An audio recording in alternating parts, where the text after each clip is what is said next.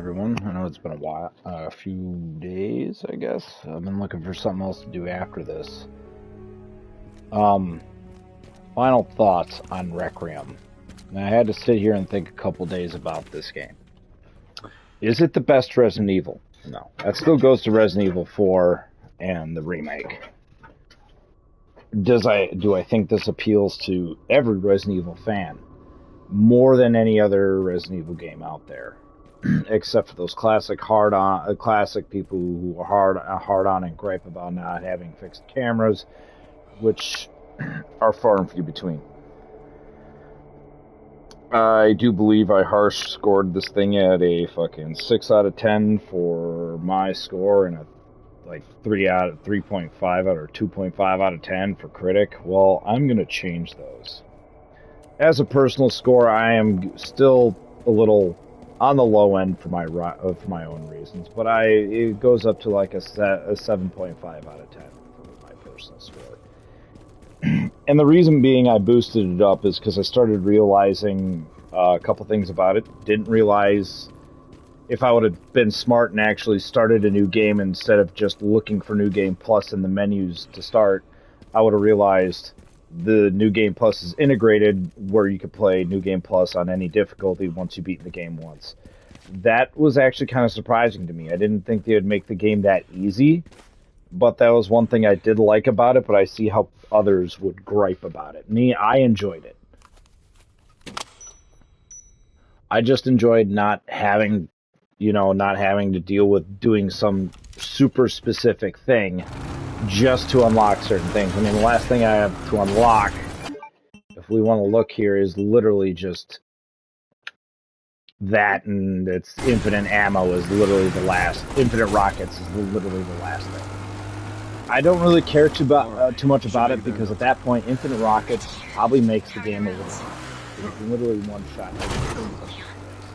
So in other words, Grace is the only hard part, but you get infinite ammo with the hand cannon, and the Grace's part infinitesimally easy.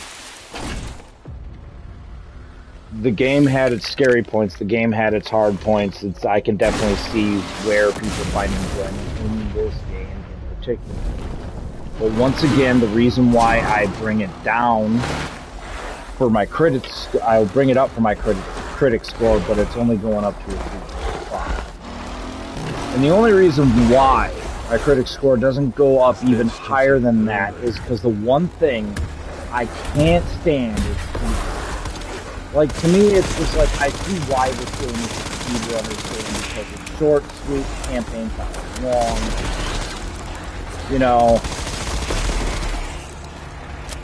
you can replay it multiple times, but at the end of the day, I think they would have been better off trying to figure out randomizer. Because I think randomizers would, if you want to go for the horror aspect, the scary aspect of the game, randomizers would be the better way to do it. Speed running is mainly just for the ongoing activity, like to keep the game playable, which I get that.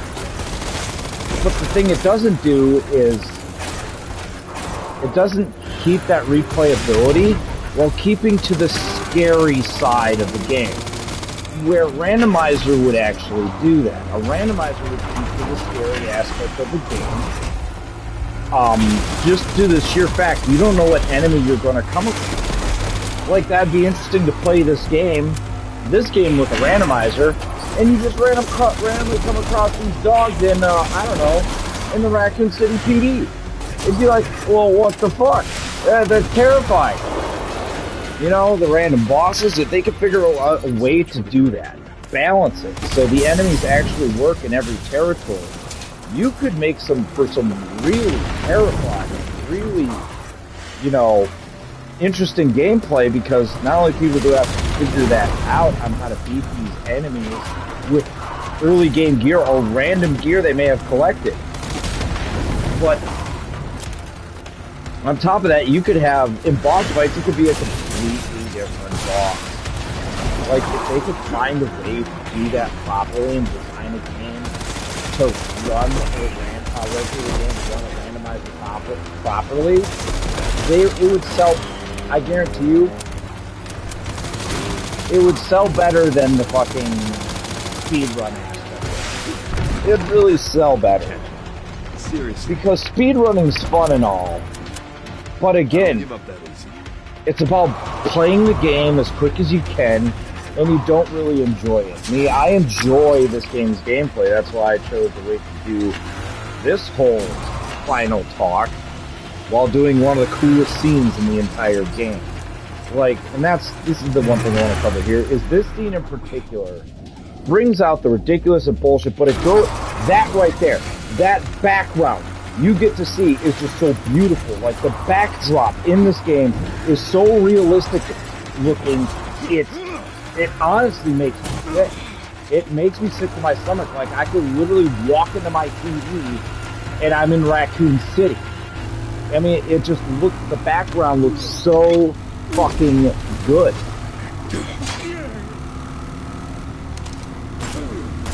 As well as the stupid, ridiculous scenes, the ridiculous fights, some of the ridiculous weapons you get.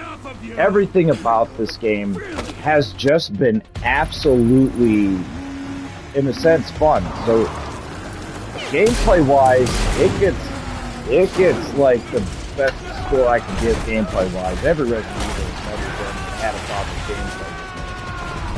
Gameplay Resident Evil has always been peak.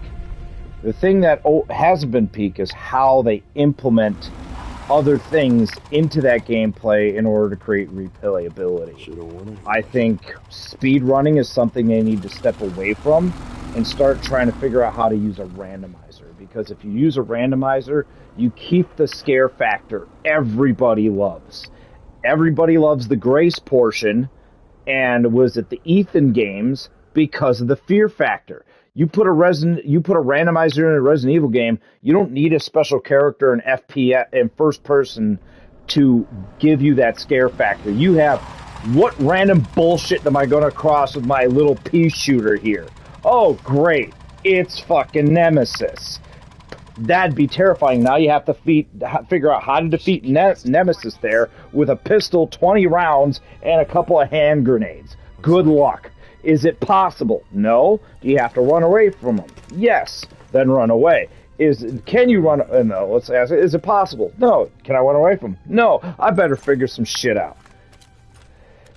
Again, I think randomizers would do the game more justice than speedrunning. But again, we have to get there. Otherwise, game itself 7.5 personal, 3.5 critic score, and that's only because, well, again, say the speedrunning aspect, it could have been a little longer. You could have had a couple more weapons, you know. I mean, the fact is you could have had, like, I don't mind having this new form of New Game Plus. It makes it so you can replay the game again, but I still wouldn't mind keeping my inventory from my previous playthrough.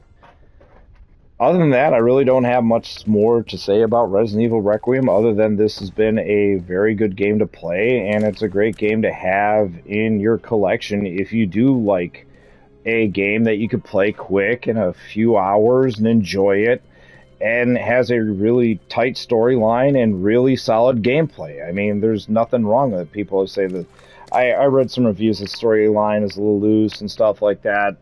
Honestly, I kind of liked it. Won't bring up any spoilers for this if you're just looking for a review bomb for the game.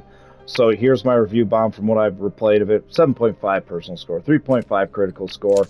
It's an overall good game to play and should be proud to be in anybody's collection of video games, especially as a game added to the Resident Evil series. But there's one question to still be asked, and I will leave you with it. What the fuck is with Leon's posture? Yeah. Have a good day, everyone.